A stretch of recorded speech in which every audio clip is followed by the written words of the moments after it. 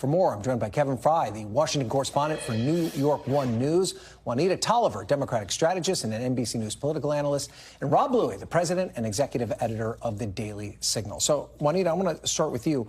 I mean, how do we turn down the temperature on this heated political rhetoric?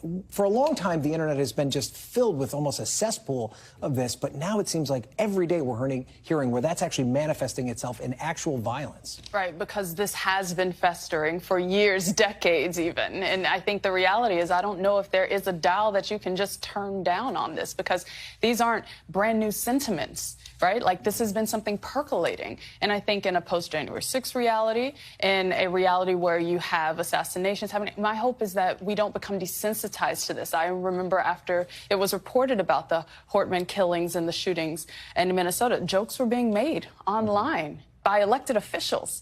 I think part of it is the reality that I think we're at a point where this political violence is sadly only going to increase, and the reality that more and more people are supporting it. Yeah, and you know, I think back, Rob, to right after President Trump and the attempted assassination attempt from last summer, he talked about cooling things down to try and dial down the rhetoric. Do you feel like he's done that, and does it need to start at the top? It certainly does have to start with our elected leaders. I mean, they're the role models in our society, and I think people look to them and their actions as to how they will behave themselves. But I think that you could take a sentiment from Jesus and loving our neighbors and the golden rule and all of those things that we learned as kids, and just remember that we're in a situation where you don't necessarily, your words do mean something, Ryan, and when you carry out those actions, as we saw over the course of the last week, these are serious consequences, and they're affecting the lives of not only politicians, but their families. Well, Kevin, we're not going to solve this problem tomorrow or next week. No. And right now, there's a real problem with keeping 535 members of Congress safe. And it doesn't seem as though Capitol Police and a lot of people with good intentions to try and do this have a kind of a path or a prescription to solve this. What can possibly happen? I mean, look, you're seeing lawmakers on both sides of the aisle, but especially some of the Democratic members, really come out and try to forcibly call on, for example, Speaker Johnson, saying, Jeffrey's going so far as to basically say, this is ball is in your court earlier this week. Then you need to step up and try to figure out a way to enhance security for these members. We have seen, of course, in light of the incident in Minnesota, for example, the Capitol Police come out and say they're doing more to protect these individual members.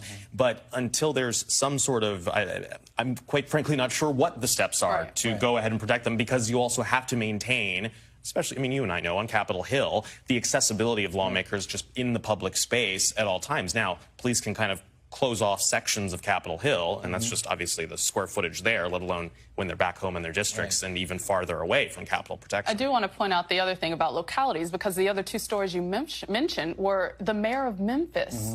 And I saw reports about threats against one of the mayoral candidates in New York, right? Like, it's not just at the federal level. And so I have concerns about what protection could look like for state legislators and local leaders, because this is not something you can put a lid on. I also don't think policing is likely going to prevent violence either. Yeah, and I wonder, and Kevin, you kind of touched on this a little bit. Maybe Rob, you can expand on it.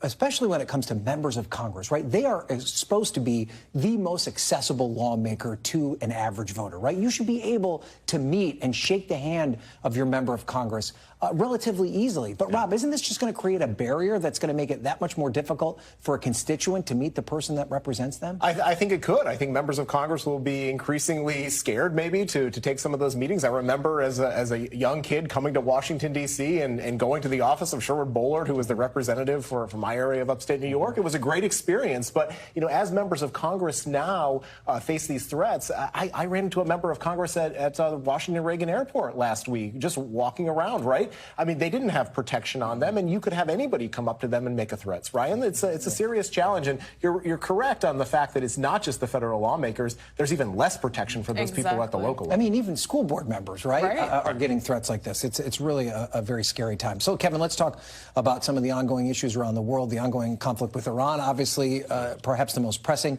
Does a 2-week deadline that President Trump set for himself undermine his own argument that Iran's an existential threat? If this is something that's going to happen now, doesn't the U.S. need to respond right now? I mean, I think this is really, at the end of the day, kind of speaking to the push and pull of two of his stated goals from being on the campaign trail that are now completely in friction with each other, which is we can't let Iran have a nuclear weapon, but also I don't want to get involved in any foreign entanglements. And so now these two ideas are kind of colliding in real time. Now, it remains to be seen exactly what these next 2 weeks, or if it's even 2 weeks, look like when it comes to what the president could do. Could this be an attempt to deceive Iran into some sort of comfort to allow conversations play out, and then perhaps they do an attack, I don't know, this weekend? Is it a chance to get more resources into the region, military-wise, to back up any sort of attack?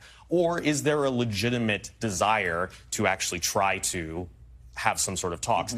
The conversations he just had that you played at the top of the show as he got off the plane in I believe, Florida today, did not, New Jersey, I'm sorry, did not lend themselves to suggesting he's looking to go down the diplomatic route. So, Rob, explain, kind of Kevin's point about where Donald Trump was during the campaign versus where he is now.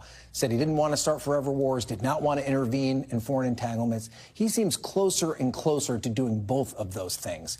And what could be the explanation, particularly to that MAGA base that right now seems very concerned that he's heading in this direction? Sure, and I think if it's a targeted strike, if it's just on the nuclear facility, that's one thing. I think that there's strong opposition across the board, Republicans and Democrats, to obviously send troops to Iran.